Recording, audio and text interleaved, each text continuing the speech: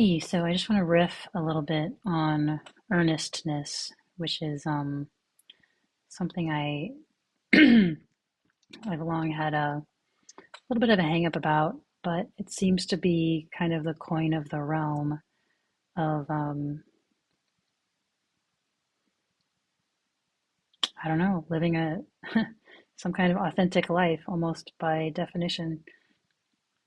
I was born in 1980, so tail end of Generation X and leading edge of the millennials. And it's like sarcasm and I don't know. The coin of that realm is decidedly not earnestness. Hey, Mateo, what's up, buddy? So yeah, um, I'll just give an example. When I was 13, I got my mind blown by a gorgeous cloudless blue sky, and I wrote a little poem that was quite earnest, and it went. Sometimes when I look up, I see no clouds, not even one or two. It's then I know deep in my heart that someday I will touch the blue. The happy birds that fly above, the lucky ones that sing to you, are happy really just because they know how to touch the blue.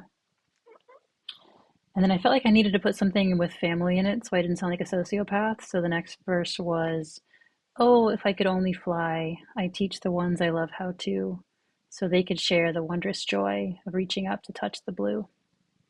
And then my favorite verse, astronauts, they just break through, but surely I could touch the blue. So, the last verse is like, the sense, even at 13 years old, that sort of the scientists and the engineers were kind of missing the point. I mean, I was still a year away from becoming an atheist at that point. Um, but I didn't really believe Christianity didn't really hold much for me, and this had nothing to do with Christianity. This was something I felt, and and I never even showed it to anyone, but I still managed to kind of get embarrassed by how earnest it was, and so I wrote a new version, which was basically somebody being fascinated by something they saw in the sky, and then it turns out it was like bird shit that fell in her face, right? So it's like sort of protecting myself from from that earnestness, even though nobody even saw it, right? And yeah, kids at school, it's all about irony and sort of rolling your eyes about everything and taking a step back from everything, and it's like earnestness was considered akin to sentimentality or like being precious and that kind of thing.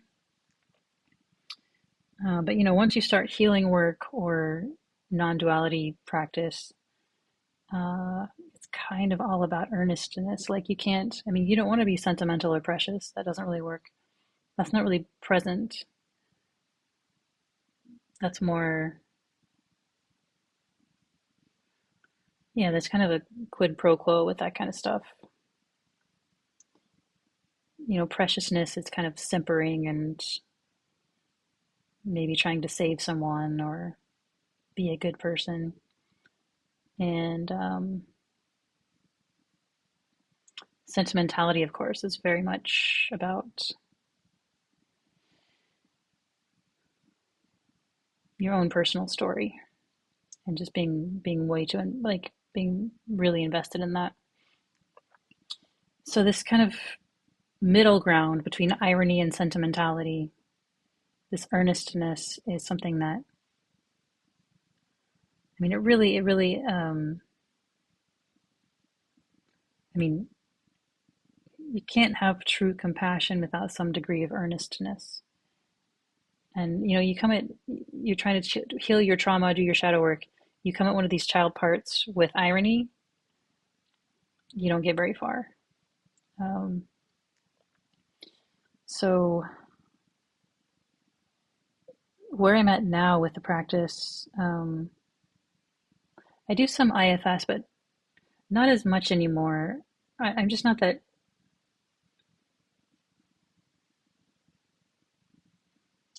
I don't find it as juicy to find the little details and the stories and that kind of thing. It's more like just when I'm in the moment and I'm feeling something uncomfortable, I just dive all the way into it to whatever extent I can. And it is exquisitely vulnerable. And there's a part that tries to find some kind of ironic remove uh, from it. But I'm pretty good about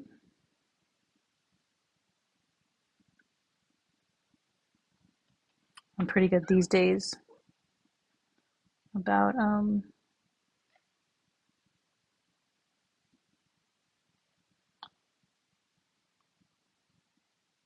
really diving into it.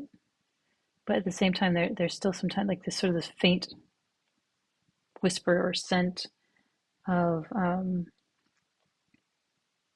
yeah, but that's not really real. You're feeling your feelings. That's cute. That kind of thing. Um, it's not nearly as prominent as it used to be, but it's there. I mean, like I say, there's the scent of it. Um,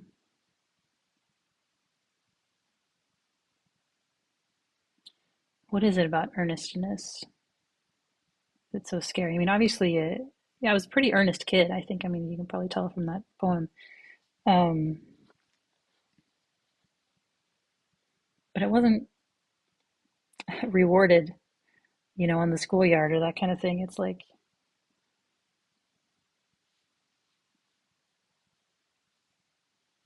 or it was a way to get sort of hurt even worse by, um, I mean, for my mom to disdain me for something that wasn't so dear to my heart was one thing. To sort of lay out like real vulnerability and have that disdained, that was really exquisitely painful. So it's much easier to sort of keep that remove, keep that ironic detachment. It requires a lot of courage and humility to kind of bust through that. And have empathy for it, have compassion for the parts of yourself that felt that they needed or that I needed that protection.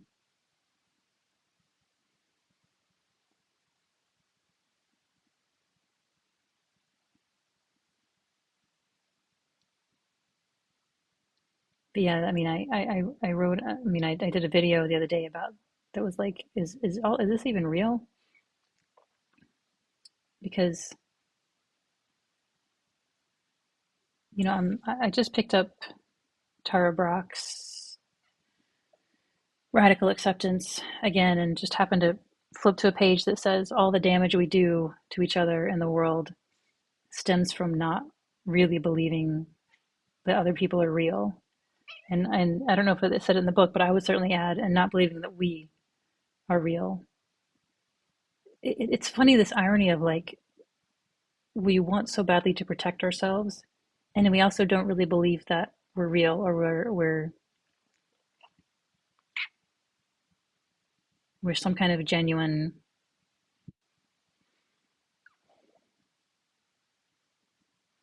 I don't know. There's this loathing of ourselves, this dismissal of ourselves. At the same time, there's this protectiveness of ourselves, and it almost like they feed on each other because the more worthless we feel, the more defensive we feel.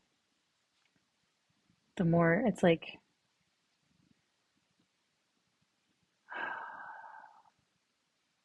we feel so weak kind of like a, I don't know, weak coffee or weak wine. We feel so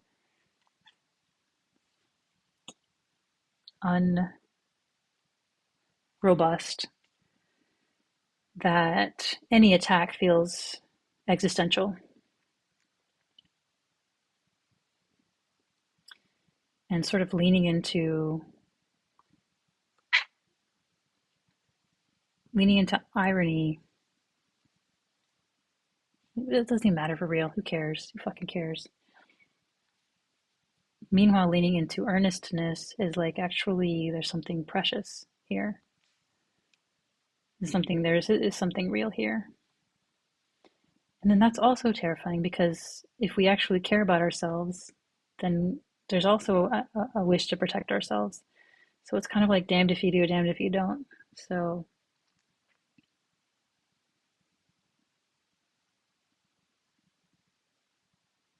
I guess if you feel,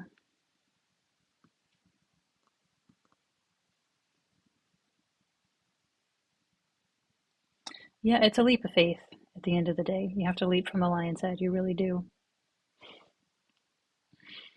And, it's progressive, one step in front of the other, and then there's, small leaps and big leaps and probably one giant leap at some point, maybe. Or maybe it's always just one after the other. But